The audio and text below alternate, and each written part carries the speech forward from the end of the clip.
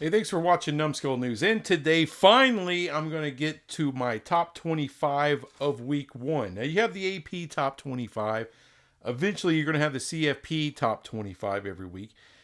But I'm giving you my top 25 after week 0, after week 1, based on my point system. Now, I did a video on my point system. You can go back and check it out. I'll try to leave a link somewhere to it. Anyway, let's check this shit out. Now, if you just give a quick glance of this thing, you're going to say, what in the shit are you doing, Numbskull News? How in the hell is this your top 25? Well, with my point system, it doesn't have biases. It doesn't give a shit what you've done in the past, what you're going to do in the future. It doesn't matter, how many 5 stars or lack thereof. Doesn't matter. Whatever you kill is what you keep. Period. End of story. Now, I did this a little differently this year. So I always start, and I've been doing this for a while, but this is going to be the first year that I'm actually bringing this live on YouTube. 1 through 25, I assign points to start the season according to the AP Top 25. So, Georgia was number 1, so they got 7 points to start the season. The rest of the top 5 got 5 points. The rest of the top 10 got 4. Your 11 through 15, each one of those teams got 3 points to start the year. And everybody else, what is that, 16 through 25, they all got 2 points. I think, because I'm always kind of playing with it, trying to make it as good as possible, accurate as possible. And you're going to see wild swings early in the season. That's what the point system does. And it's going to highlight, like look down here. Number 10, Coastal Carolina. Or 9, UNLV. And why did they get those points? Because they went on the road week 1 and they won. And both those teams whooped some ass. They won by 30 points, 30 plus points. So, according to my point system, that's the points they got. So, that's where they get to go. Now, don't freak out, people. All right? Like Ohio State, they're at number 8. You're like, how in the hell can you drop number 8? They won. They didn't get the kind of points Georgia Tech got when they beat Florida State. That's massive freaking points. Notre Dame had a big-time opponent. They got 19. USC did some work. They got 17 points. Penn State beat the living crap out of West Virginia. But they went on the road to do it. And they started with, I believe, 4 points. So that helped them. And all these teams can say the same kind of crap. A lot of these teams started with points and then kicked ass. So the aforementioned Georgia, they have 24 points. Therefore, they're number 1. And notice they're tied with Georgia Tech with 24 points with that massive win. I believe they were in Ireland. Massive win over Florida State. But they got 24 points at. Plus they played 2 games. Now, why is Georgia ranked above Georgia Tech? Because they're both tied. That's because Georgia was ranked higher. Georgia Tech wasn't ranked at all in the AP Top 25. Georgia was the number 1 team. So whoever's ranked highest the previous week, that's the ultimate tiebreaker. So whoever's ranked highest the week before gets to go up. That's how that works. That's the tiebreaker. But Notre Dame's number 3, USC number 4, Penn State 5, Texas is at 6, Bama's at 7, Ohio State 8, UNLV at 9, Coastal Carolina at 10. Then you got James Madison at number 11 right here.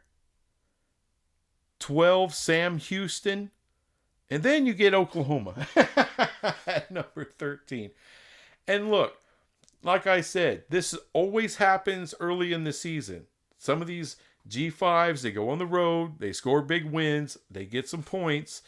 And early in the season, there's not a ton of points. Week 1, you're not going to have a ton of points. Okay? So they're going to get some shine early on. That's why I like the point system. Because these G5s get shine that they never get. They never get it. The thing is, they always fade. They either lose.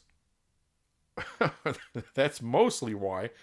They lose, and they're not going to get a lot of time playing other ranked teams. It's kind of tough. But I believe all three, Coastal Carolina, James Madison, and Sam Houston, they're all in the same conference, so there's a chance they play each other. So that top team there may get some love later in the year. But everything kind of works itself out. But anyway, thanks for joining me on the ride. And let's finish the ride for week 1. TCU with 10 points at number 14. Great win. I know it's Stanford. But they went on the road. They didn't play some FCS school. They played Stanford. I understand Stanford ain't great. But damn it ain't nothing.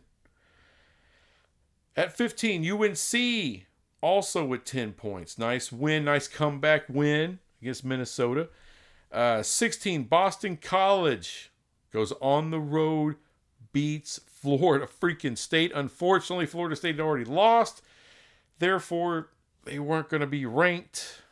So that's all Boston College was going to be able to get. That sucks, but it is what it is.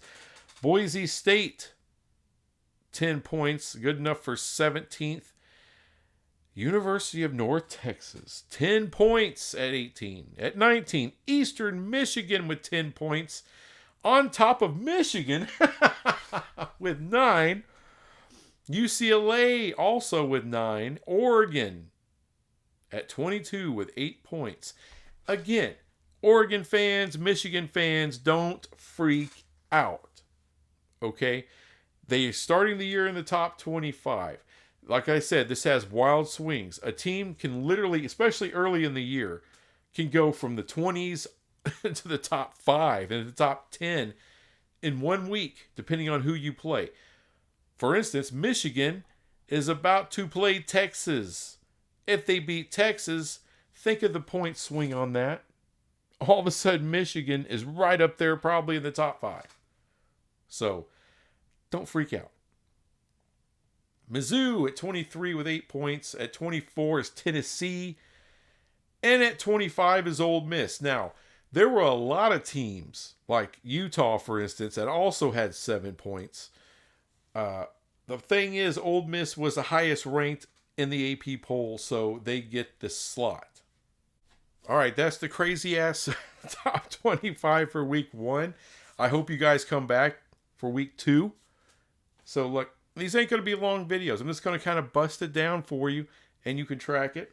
That way you can see how this thing works out. I think with a point system, the top 25 is a hell of a lot more fun. And you're getting other teams rather than just the normal, regular shit, because that's all anyone can talk about in the media. All right, the same teams all the time. Now we're getting some other teams involved, some G5 teams involved. It's tough for them to stay in the top 25. That's always the problem with the G5. But at least for a while, especially early on, they can get some love for getting some wins early. So, sue me if you don't like it. Anyway, thanks for watching this crap, and I'll be back with some more crap later. Bye.